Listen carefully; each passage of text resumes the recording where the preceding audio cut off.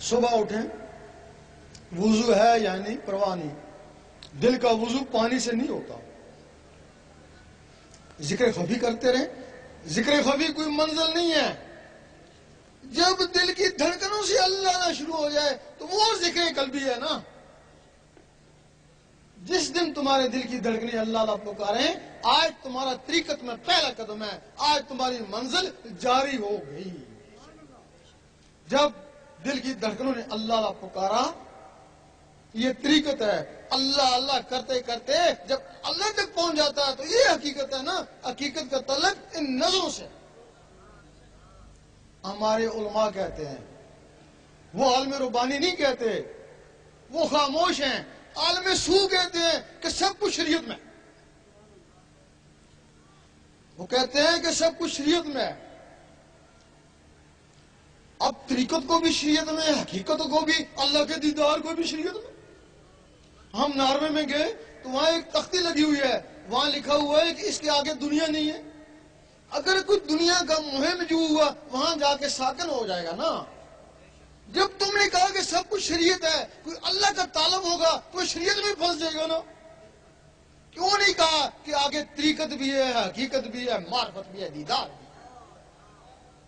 سید سلطان بو رحمۃ اللہ نے اپنی کتاب نور الہدی میں لکھا کہ یہ علماء اللہ کے راستے میں رازن ہیں۔ ہم سوچتے تھے یہ کیا لکھ دیا، یہ تو ہم کو نمازیں پڑھاتے ہیں، قرآن بھی انہوں نے پڑھایا، تو سلطان صاحب کہتے ہیں یہ رازن ہے۔ یہ ایک ہی بات پہ پکڑے گئے، جب انہوں نے کہا کہ سب کچھ شریعت میں، یہ اسی بات پہ پکڑے گئے۔ اللہ، اب جو اللہ کا طالب تھا اس نے کہا شریعت میں نے پوری کر لی، اللہ تو مجھے نہیں ملا۔ انہوں نے کہا پھر تو ایسا کر کہ سیاست میں چلا آ۔ حضور پاک نے بھی سیاست کری تھی، اس کو سیاست میں لے آئے۔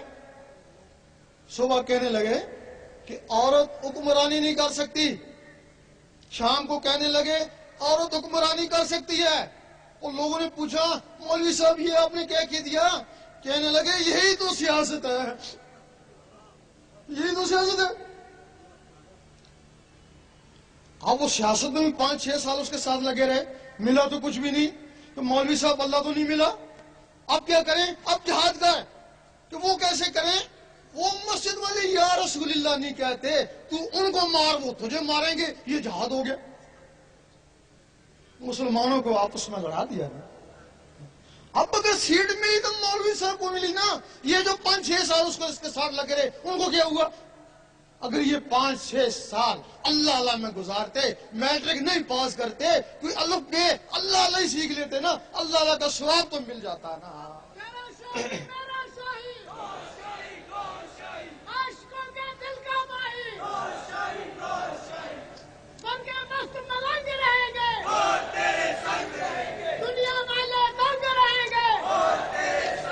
اب کچھ لوگ جن کی دل کی دھڑکنیں ہیں وہ تو اس کے ساتھ اللہ اللہ ملا لیں گے، تو جن کی دھڑکنیں خاموش ہوگی وہ کیا کریں؟ ان کے لیے کچھ طریقے ہیں جو زہر میں معیوب ہیں، لیکن وہ بڑے بہترین طریقے ہیں۔ امیر کلال کے پاس لوگ جاتے، فیض کے لیے جاتے، کہتے چلو کبڈی کھیلو۔ لوگ کہتے ہیں ہم تو فیض کے لیے ہے، بولتے ہیں ہمارا فیض کبڈی میں۔ ان کو خوب دوڑاتے، جب دل کی دھڑکنیں اوپر تھی کہتے اب کبڈی کو چھوڑو، آپ ان دھڑکنوں کے ساتھ اللہ اللہ ملاؤ۔ لال شہباز قلندر رحمۃ اللہ کے پاس لوگ جاتے، کہتے چلو ناچیں۔ وہ کہتے ہم تو فیض کے لیے کہ ہمارا فیض نچنے میں ہے۔ وہ ناچ آج تک مشہور ہے جس کو دمال بولتے ہیں۔ وہ لوگ نچتے، خوب نچتے، ہم نے وہاں خود دیکھا ہے۔ اس وقت اللہ سے نچتے، اب دم دم مست قلندر سے نچتے۔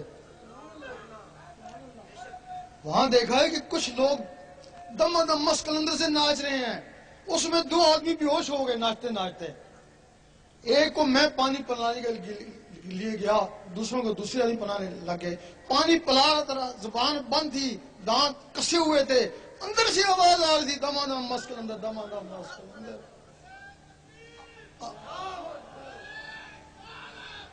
اور سوچا اس وقت دم دم مست قلندر سے قلبوں سے آواز آ رہی ہے، اس وقت تو یہ اللہ میں ناچتے تھے، اس وقت ان کے دلوں سے اللہ کی آواز آتی ہے۔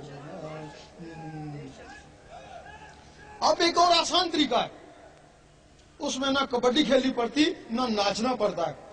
یہ اللہ کی ضربیں لگائیں, گھنٹہ ڈیڑھ گھنٹہ جب اللہ کی ضربیں لگائیں گے تو وہی پوزیشن پیدا ہو جائے گی جو کبڈی سے ہوتی ہے, اور دل کی دھڑکنیں ابھریں گی, وہ دھڑکن کے ساتھ اللہ ملائیں.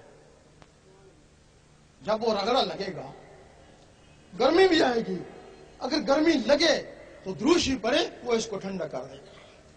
پھر اللہ کا ذکر کریں, پھر گرمی لگتی ہے, پھر دروشی پڑے, پھر وہ اس کو ٹھنڈا کر دے گا.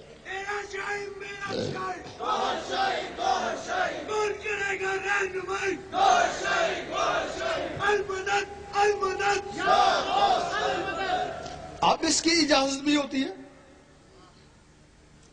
کوئی بھی عمل جو فرائض کے علاوہ ہے اس کی اجازت ضروری ہے, اس کی اجازت ضروری ہے.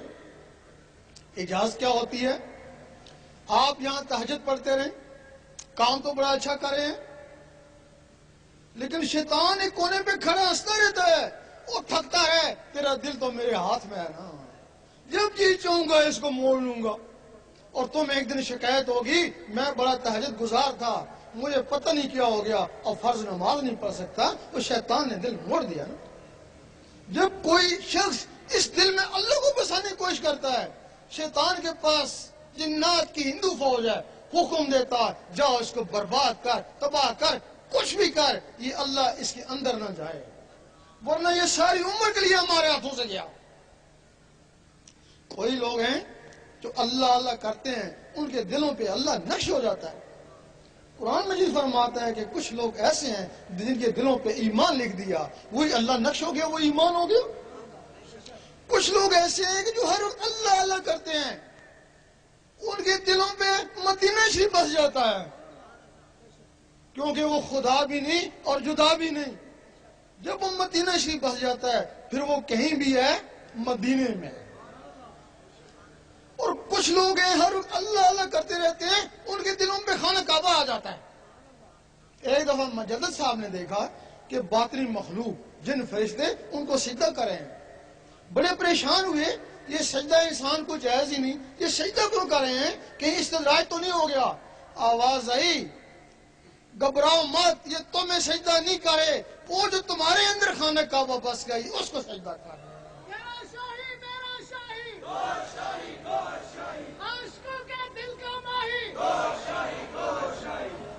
جب رابعہ بصری رحمت اللہ کے دل پہ وہ خانہ کعبہ آیا, اس کعبے کو حکم ہوا جا جا کر اس کا طواف کر.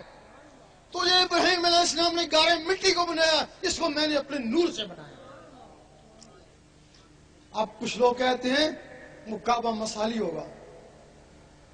مسالی کا مطلب اس کی طرح بنگی ہو گیا. اگر وہ کعبہ مسالی تھا پھر تخت بلقیس بھی مسالی ہوگا. اگر تخت بلقیس حقیقی تھا تو کعبہ بھی حقیقی آیا. آدھی رات کا وقت ہے, حضرت ابراہیم بن ادم جاتے ہیں کعبہ کو, دیکھتے ہیں کعبہ ہی نہیں ہے, لوگ سو رہے ہیں, کعبہ ہی نہیں ہے. سوچتے ہیں پتہ نہیں اللہ تعالیٰ نے اٹھا لیا, قیامت آنے والی ہے. آواز آئی گھبراؤ نہ, وہ ایک بڑھیا کا طواف کرنے گیا, وہ شمال کی طرف جاؤ. جب وہ شمال کی طرف جاتے ہیں, دیکھتے ہیں کہ رابعہ بصری بیٹھی ہوئی ہیں اور کعبہ ان کا طواف کر رہا ہے. اب کعبہ بس گیا, منزل اس سے بھی آگے ہے حضرت انسان کی. کعبہ بس گیا تو آدھی کلندر ہوئی نا, وہ پوری ولیہ پھر بھی نہیں ہوئی, پوری کلندر تو نہیں بنی نا. جو رب سے بات کر لے وہ آدھا ولی ہوتا ہے نا.